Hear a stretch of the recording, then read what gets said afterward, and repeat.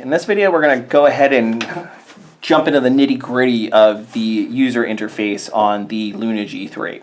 So again, we've got that screensaver enabled where it'll give us the time and date. We're going to go ahead and hit the home button to wake that up. The very first thing you're going to see here under the submenu is a preheat option. And what that allows for is you can actually preheat the water in the chamber.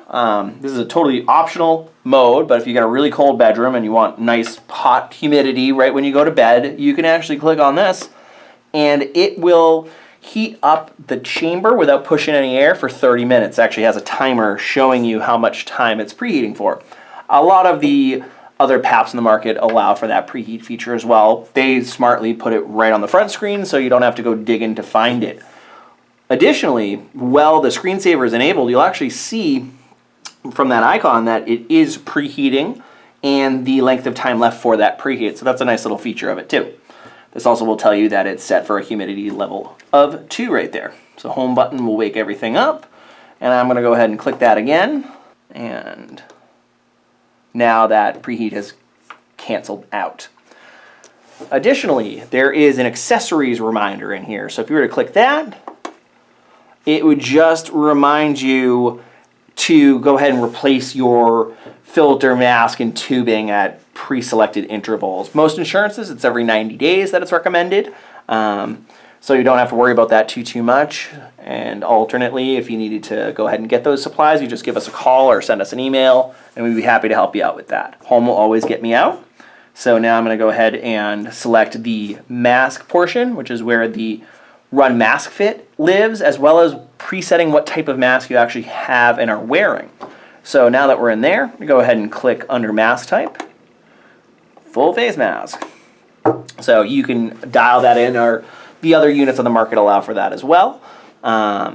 Additionally, you can do the mask fitting test right there, and that will just give you some feedback as the quality of your fit. So I'm going to go ahead and click that, and probably going to have a bad fit right now because I'm not actually wearing anything. Oh, please adjust. Makes sense. And now I'm going to go ahead and block that airflow. So if you've got a good mask fit, that'll go ahead and tell you great. Otherwise, you get that please adjust. And it will go to a pretty high pressure just to make sure you do still have a good seal. And when you feel like you've got that fit taken care of, you can always just use our friend the round knob there and stop it. Alternately, it exits itself out after about a minute or so, which it actually just did for me. Now, under reporting, this is something that is very unique to 3B relative to some of the other PAP companies out there, in that there's a lot of different ways to get data access. So by clicking on the report section here, you have 3 options. You can either use the data directly on screen. You can scan a QR code and use one of the 3 apps that they have out on the market. Those are both on the Google Play Store as well as the Apple Store. There's sort of pros and cons of each particular app out there. Additionally, you could actually go to their website and type in a 16-digit alphanumeric code. That's what iCode is called. Personally, we like just right on screen that usage summary. So you go ahead and click it, and here's your stats. So the layout is very straightforward in that it gives you the previous night's data. It'll show you how long you used it for, if it was greater than 4 hours, usage time, pressure averages, number of breathing interruptions, mask fit, all that good stuff.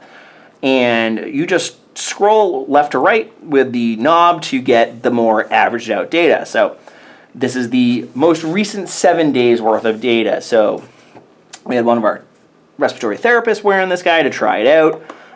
He didn't wear it for a few nights, hence why 3 days out of the most recent 7, he took the weekend off.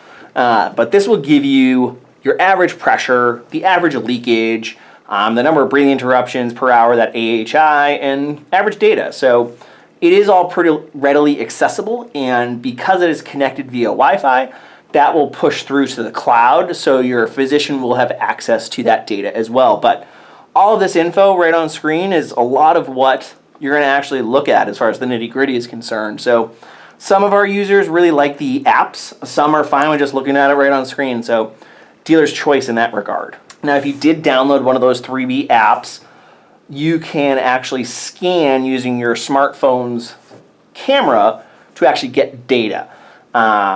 What you would hypothetically do if you did get one of those apps is you would click on that, and certain apps will either use this iCode QR, or some of the other ones will use iCode QR plus. So if you wanted that, you would simply scan it to your phone and it would populate that same data we just saw under usage, but on your phone.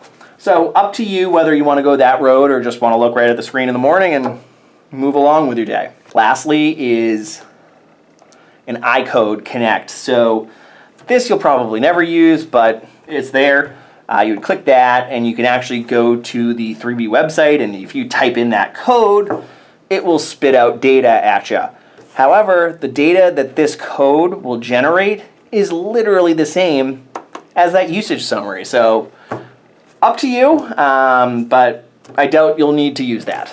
Now, lastly, we're going to go ahead and check settings here. And there is a lot of stuff on here. Most of it is useless. So the first thing you'll see is the humidifier setting from off to as high as 5. But what we actually recommend starting in is the auto mode. And what that will do is actually based on the relative humidity of your bedroom, that will kind of increase or decrease the humidity automatically. If you were in that sort of manual mode where you click on it and then 0 to 5, or excuse me, off, that is a fixed value and it'll just heat it hotter based on what you set it for. So we do recommend starting in auto, but if you find that that's either consistently too hot and humid for you or not humid and dry for your personal preference, it's guess and check. We would say start at 3, increase it if you're dry, back off if it's too muggy, and it's all just click and turn. Then you've got your ramp time feature, which you could set as high as 30 minutes, potentially shut it off. It's a personal preference. You've also got this tubing type, which depending on whether or not you're using the heated hose is a 22 millimeter. We also have a standard hose, which would be the 15. Same interface as far as that click and turn. So click to select, turn to adjust, and then click to confirm. You've also got brightness adjustments. Wi-Fi is in there too, time and date. This screensaver will basically put the time and date on when the unit is in the standby mode, which it is right now.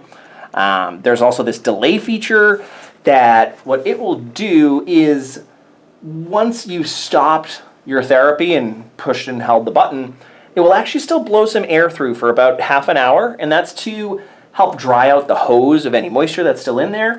But realistically speaking, as far as this setting screen is concerned, it's pretty much the first row that matters, because that's where your humidity is adjusted, that's where your ramp time is adjusted, and a lot of the other options are kind of moot. For your day-to-day operation, it's really just those big 3.